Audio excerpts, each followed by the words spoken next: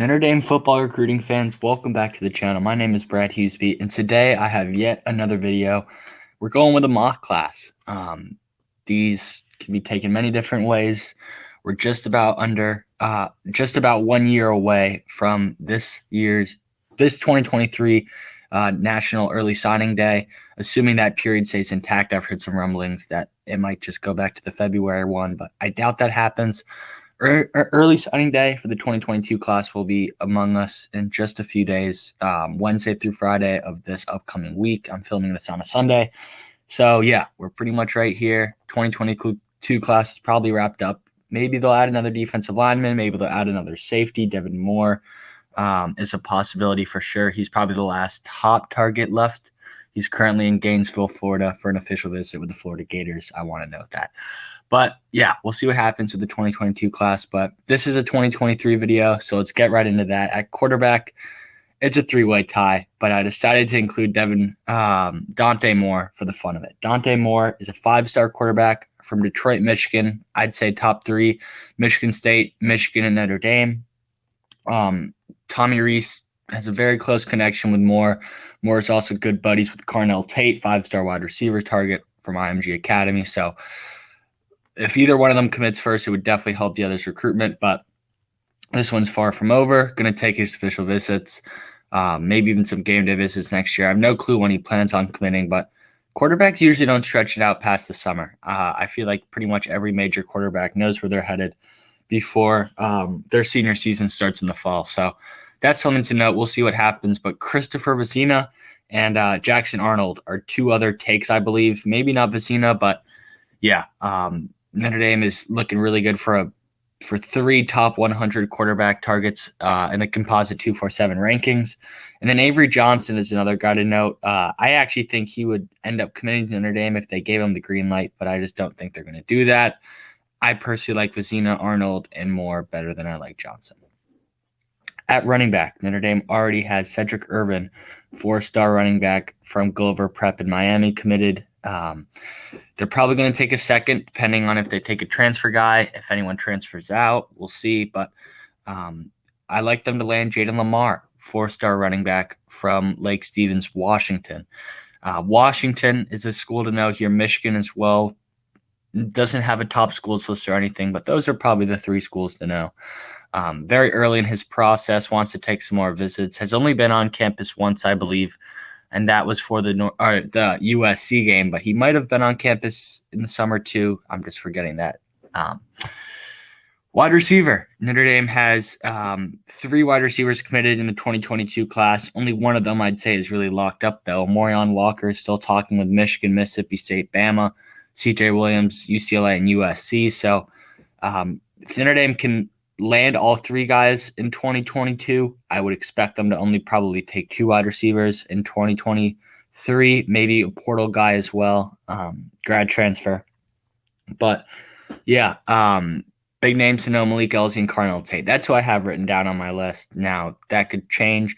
They're going to offer some more guys, I assume, in the offseason here, but Carnell Tate has, of course, been the number one target for a very, very long time. And I don't see him telling Tommy Rees no. I just think his connection and their bond is too great for him to say no. It's closer to Chicago than Columbus is. It's a pipeline from his former high school, Marist. There are some rumblings that he might be heading back to Marist for his senior season.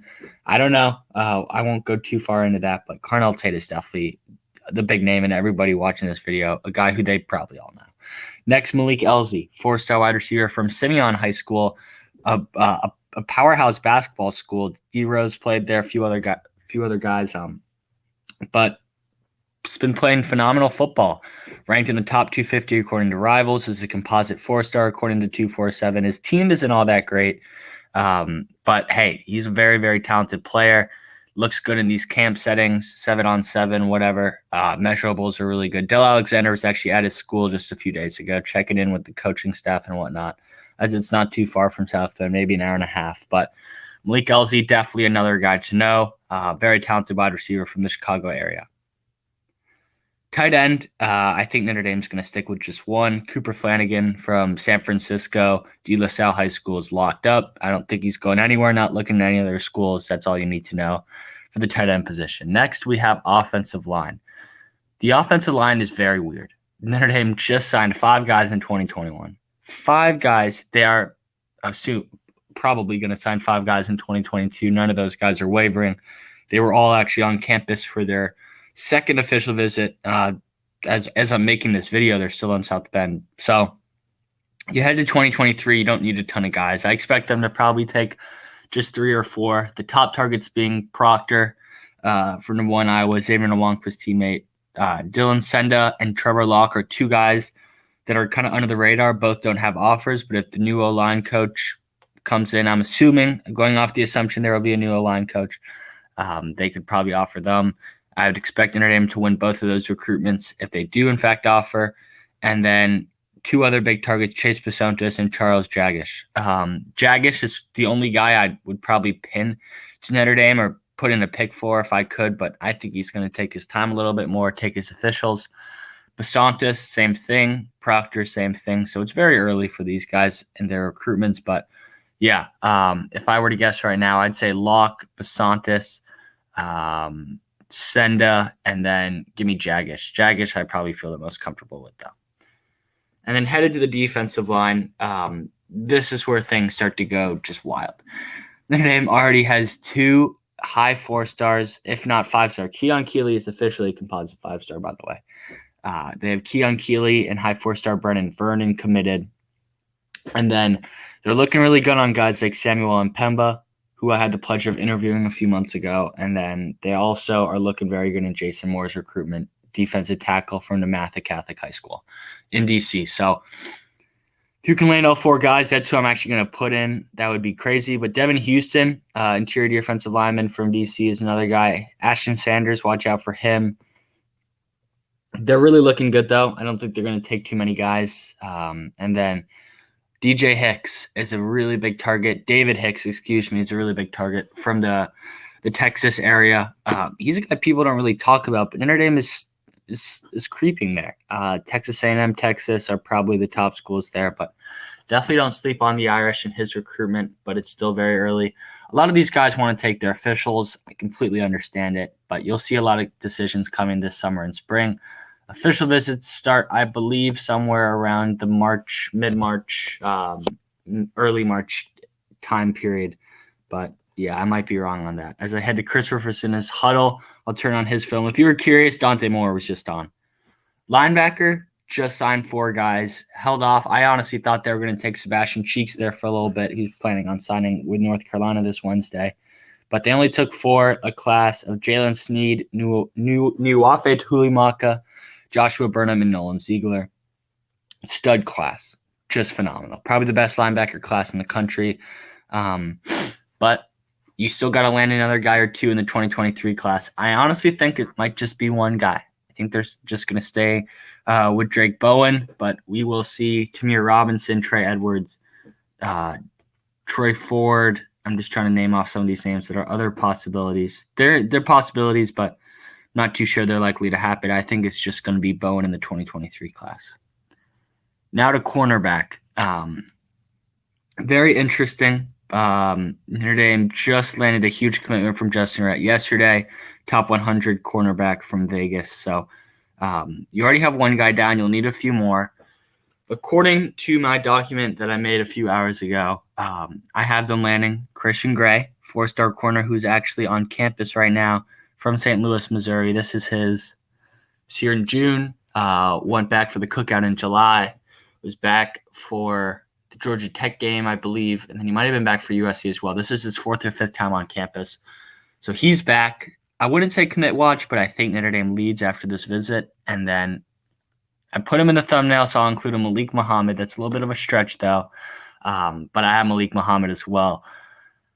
I don't know. Mike Mickens, one of the more underrated recruiters in the country. Malik Muhammad loves Mike Mickens. Same goes with Christian Gray, but Mike Mickens really made the difference in Rhett's recruitment, and I think he can make the difference in Muhammad's and Gray's. So watch out for the Irish to win Malik Muhammad's recruitment. That one very early as well. Christian Gray's, I think he's going to make a spring announcement, if not winter. We will see. But there's going to be a little bit of a quiet time these next few months, I think, unless Notre Dame goes ahead and offer like Trevor Locke, Dylan Senda, some of these guys that I think would commit on the spot. And then at safety, they already have a Don Schuler committed, which is big, very, very big. Top 200 player there from the state of New Jersey. I love the way he plays, his physicality. He doesn't play on the greatest team, but he brings it every single day, and I'm really excited for his future. And then I also have them landing Peyton Bowen. I think he's a 5-star safety from Geyer High School in Texas. Wow. Peyton Bowen, I was watching some of his highlights from their state championship game yesterday. Just an absolute baller. Absolute baller. I think his parents want him at Notre Dame, and I think he will end up at Notre Dame. A little bit far from home, I understand that, but hey, I think it's where he's going to thrive. I could really see him being the next Kyle Hamilton. He's not as tall. He's only about 6'1", 6'2", but watch out for Peyton Bowen. I think he'll make a winter announcement, and I think he could commit to the Irish, or I think the Irish lead. Then another guy to note at the DB position can play corner or safety, Ryan Yates, teammate of Peyton Bowen and Jackson Arnold. I don't know if he's a take. I don't think he's a take, to be completely honest with you, but he's a very talented player. Actually ranked inside the top 60 or 70 according to Rivals rankings.